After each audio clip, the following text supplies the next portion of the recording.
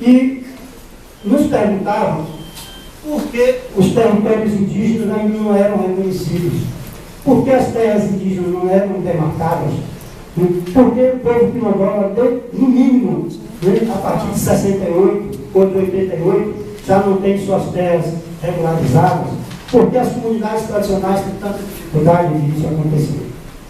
Então, o que nós vamos verificar é que essa dificuldade é uma dificuldade ideológica, na verdade. Não é só uma questão política de demarcar ou não demarcar. É uma questão ideológica. E aí, com o suporte de um antropólogo, que é o Paul Lira, da Universidade de Brasília, Paul Lira vai dizer que, na verdade, existe uma ideologia territorial.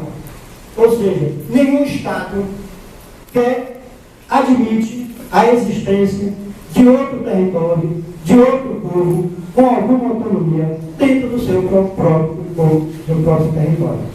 Daí, então, reconhecer o território indígena seria dizer esses índios que ele tem, além da terra, eles têm também uma autonomia do ponto de vista jurídico, do ponto de vista social, etc.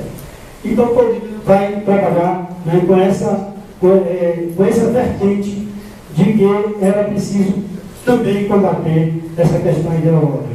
E quem houve uma senadora que tem hoje no Brasil, chamada Cátia Alves, já ouviu falar dela? Senadora Cátia Alves, presidente da Confederação Nacional da Agricultura. Vocês podem levantar informações sobre ela.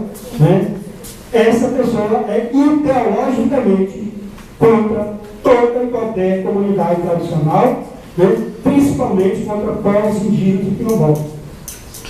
Eu ouvi recentemente a coisa mais fantástica que eu poderia ouvir de uma pessoa. Quando estava se falando contra o uso do agrotóxico, ela, Cátia Alves, disse a seguinte pérola: pobre de 1 e 2 salários mínimos tem que comer comida com agrotóxico. Nós não podemos fabricar, fazer comida, produzir comida para milhões de pessoas se não tiver agrotóxico. Tem que ter agrotóxico na comida. Tem que produzir comida com muito agrotóxico, senão não produz a quantidade que precisa. Vocês têm ideia de quem nós estamos falando. Então, essa figura é uma figura ideologicamente contra, e a chamada bancada ruralista hoje está em discussão no Senado e vai para a Câmara depois uma PEC para retirar do Poder Executivo a demarcação das terras indígenas e colocar no Congresso Nacional, basicamente no Senado, a demarcação dos territórios indígenas. Então, vocês já vão ver o que pode acontecer. Mas aquilo que eu estava falando do território positivo, esse texto do Adilson Santos, que ele fala territorialidade como sinônimo de pertencer àquilo que nos pertence. Então veja a profundidade disso que é a terra ser mãe e filho, ser mãe, essa relação de afetividade, como o professor Manuel Augusto tem em relação ao ESB. É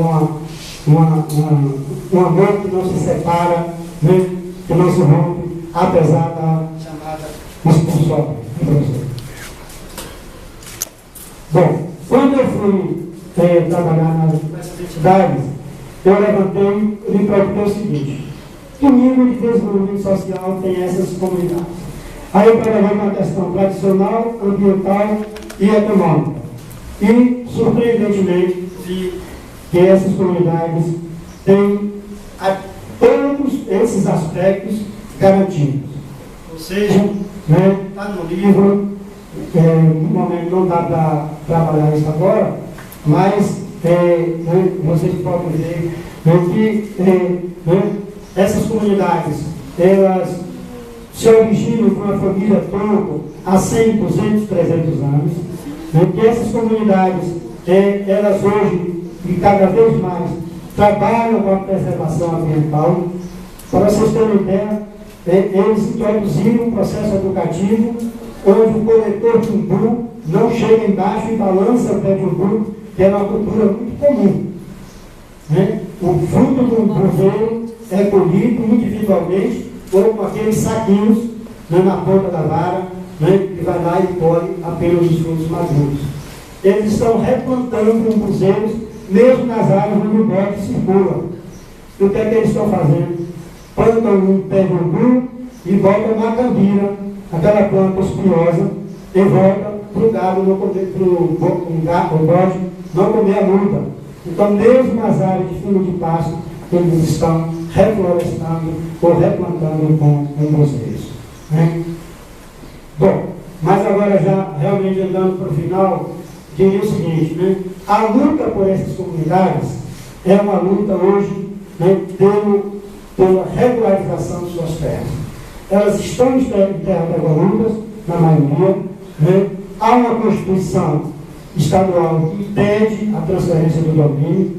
Hoje vigora um contrato pela Constituição e as comunidades estão aceitando provisoriamente a concessão de direito real de uso, né?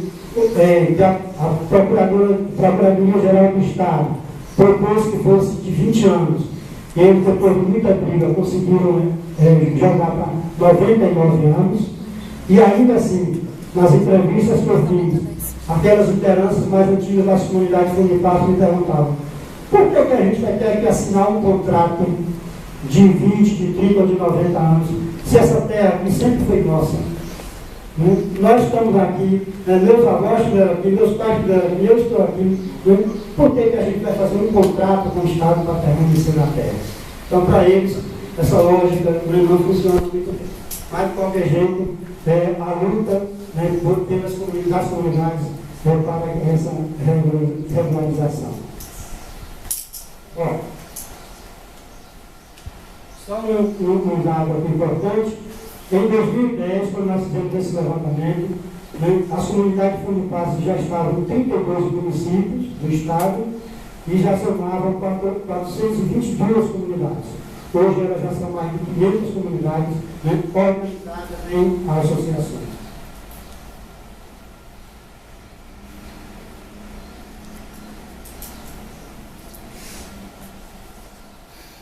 Deixa eu falar uma coisa aqui que é importante, a questão do... Bom,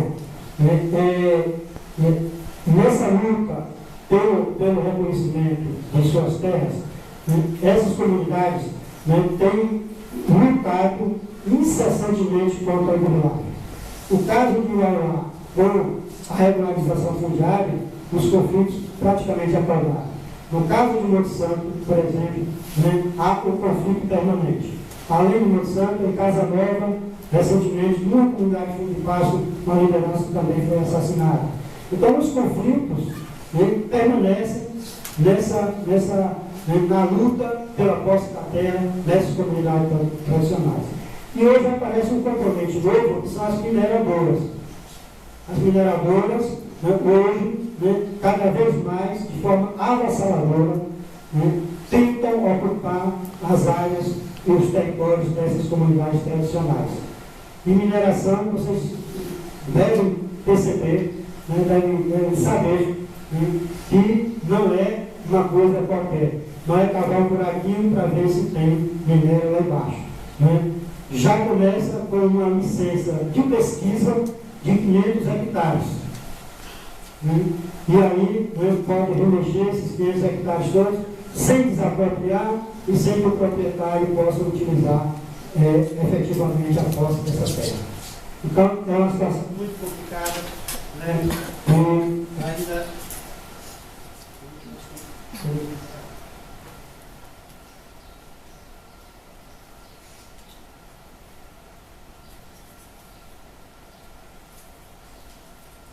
Então, concluído, né, eu diria o seguinte, que essa modalidade de território tradicional, de comunidade tradicional, né, elas intensificam suas lutas, né, sobretudo a partir dos anos 80, né, e cada vez mais se organizam e cada vez mais, né, estão lutando, e eu diria lutando por 3 aspectos fundamentais, né, nesse momento. Uma é pela visibilidade. Quando eu falo disso aqui, né, se for fazer aqui, levanta a mão, provavelmente 90% de vocês está ouvindo aqui pela primeira vez falar de fundo de Páscoa. Né? Talvez 90% pela primeira vez. Todo dia eu estou exagerando. Quem já ouviu falar antes de fundo de Páscoa? É até mais do que eu imaginei, tem 4. 4, 5, né? Então, já é uma. Quando eu cheguei na Católica com esse tema, no mestrado, eu me senti um ET. Né?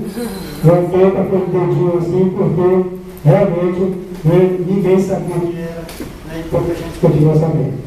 Bom, mas essa questão da fundo de Páscoa, eu estava falando de 3 situações. Primeiro, as comunidades estão no processo de garantir a visibilidade. Segundo, o reconhecimento como comunidades tradicionais e terem seus territórios reconhecidos como territórios tradicionais. E a terceira coisa é a regularização de suas terras. Foi comprovado através de pesquisa, que onde aconteceu a regularização fundiária, os conflitos caíram até 0 em algumas situações. Onde a situação de irregularidade permanece, os conflitos cada vez mais são maiores. E a última citação do livro, do livro, são duas homenagens. Uma que está ali à direita, que é a homenagem a um pintor de Uauá, que desenha um buzeiro no centro do seu trabalho, colocando uma frase que é atribuída a Euclides da Cunha, chamando um buzeiro de árvore sagrada do sertão. Então, para eles hoje, é essa simbologia que tem no buzeiro. A outra é uma homenagem que Marinho se referiu, que nós não cansamos de fazer, porque foi um dos primeiros crimes políticos cometidos contra advogados na Bahia e no Brasil, amando explícito do latifúndio e de uma classe política de uma região, que foi o assassinato de Eugênio Lira no dia 22 de setembro de 1977. Eugênio, além de ter assassinado aos 30 anos, mas já escrevia muito antes. Ele era um brilhante poeta, e produziu muitos trabalhos nessa linha.